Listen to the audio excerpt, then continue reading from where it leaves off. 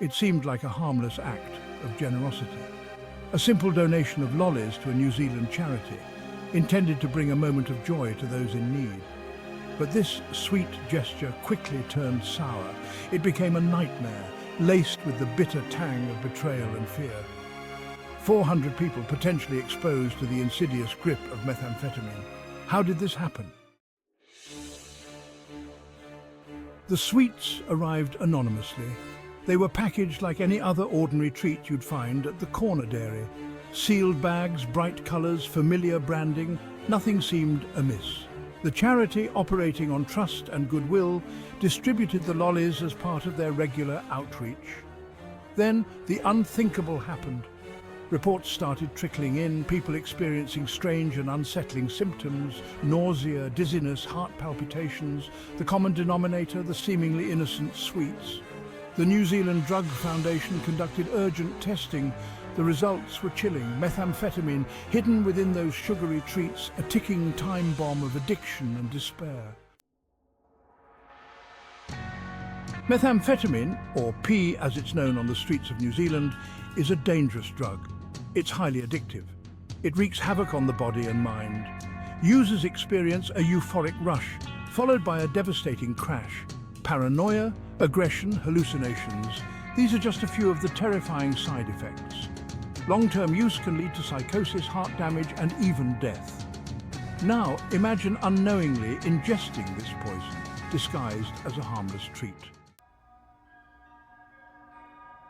The charity was blindsided. They immediately alerted the authorities and launched their own internal investigation. They desperately tried to track down every single bag of contaminated candy. Their mission? To prevent further harm and get help for those who had already fallen victim. Their protocols, once deemed sufficient, were now under intense scrutiny. How could this have slipped through the cracks? The charity grappled with guilt, anger, and a profound sense of responsibility. They were determined to find answers and prevent this from ever happening again. Section 5. The investigation: a race against time. The police launched a full-scale criminal investigation. This wasn't just a prank, it was a calculated act of malice. Detectives followed every lead, determined to bring the perpetrators to justice. Who would do such a thing? What was their motive? The questions hung heavy in the air, a cloud of suspicion and fear settling over the community. Every passing moment mattered. The longer the investigation dragged on, the greater the chance that more people would consume the tainted sweets. The clock was ticking. Section 6. The human cost: lives hanging in the balance.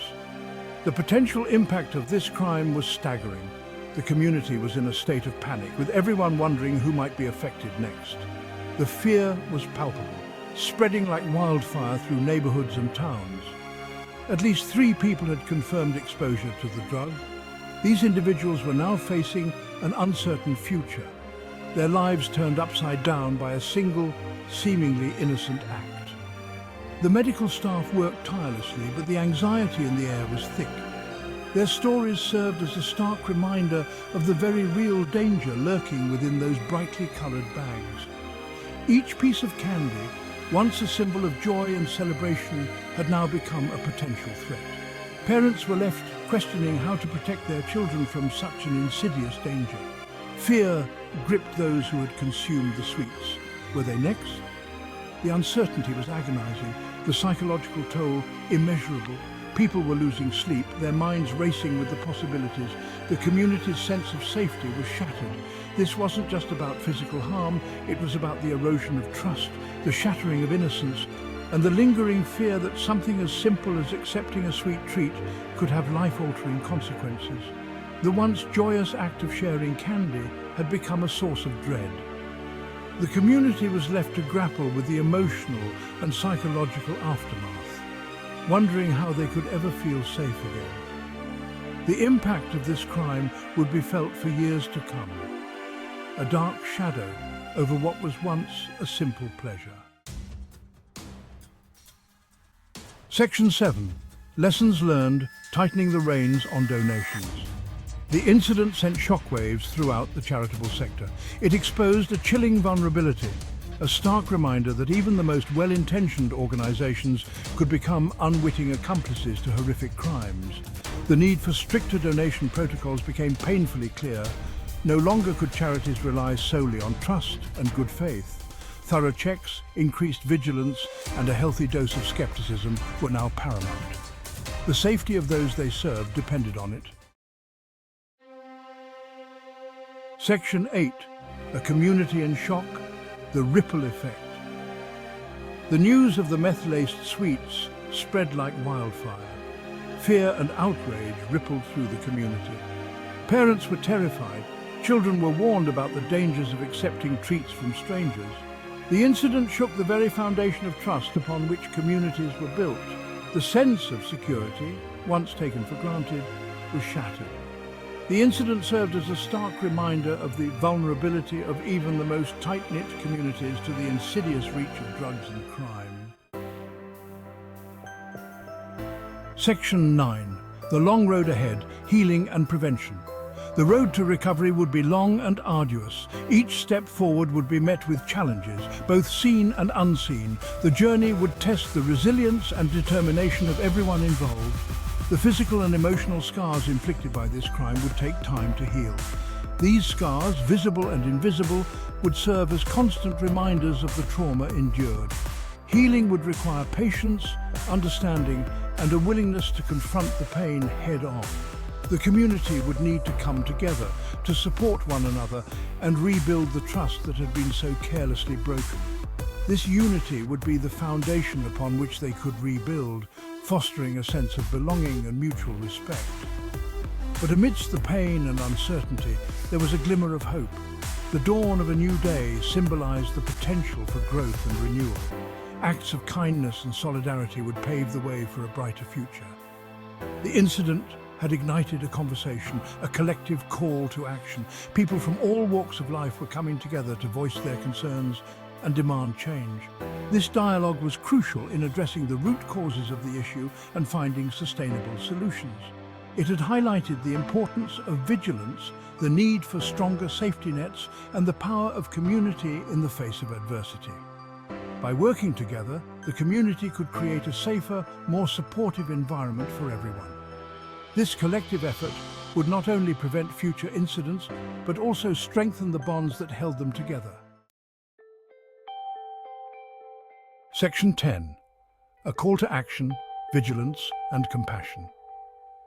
In these challenging times, it is crucial to remember the power of both vigilance and compassion. These two qualities can guide us through the darkest of moments and help us find light even in the most troubling situations. This incident should serve as a wake-up call, a stark reminder that we cannot afford to be complacent. The news we see and hear every day is a testament to the ongoing struggles faced by many in our communities. It is a call to action for each of us to take responsibility, to be aware of the issues that plague our society, and to actively participate in making a difference.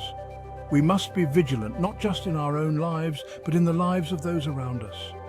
We must be vigilant in our own lives, ensuring that we are informed and prepared to face the challenges that come our way.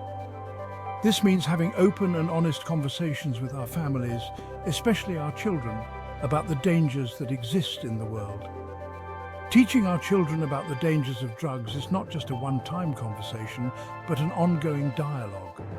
It is about educating them on the risks and providing them with the tools they need to make safe and informed decisions. And the importance of being cautious extends beyond just drugs. It includes being mindful of what we consume, the products we use, and the environments we expose ourselves to. Vigilance is a continuous effort to safeguard our well-being. We must support our local charities, not just with donations, but with our time and our voices. Volunteering and actively participating in community efforts can make a significant impact. It is through collective action that we can address the root causes of many issues. Advocating for stricter safety protocols and increased awareness is essential. By raising our voices and demanding change, we can influence policies and create safer environments for everyone. It is our duty to ensure that our communities are protected and informed.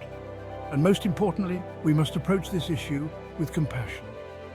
Understanding and empathy are key to supporting those who are struggling. It is easy to judge, but much harder to offer a helping hand and a listening ear. Remembering that those impacted by drug addiction are often victims themselves is crucial. They're caught in a vicious cycle of despair, and it is our responsibility to offer support and understanding. Compassion can be a powerful tool in their recovery journey. Caught in a vicious cycle of despair, many individuals feel isolated and hopeless. By extending our empathy and support, we can help break this cycle and offer a path to recovery and hope. It is through collective effort and understanding that we can make a real difference. Only by working together with empathy and understanding can we hope to create a safer and healthier future for all. Let us unite in our efforts, combining vigilance with compassion, to build a community where everyone feels supported and valued. Together we can make a lasting impact and pave the way for a brighter tomorrow.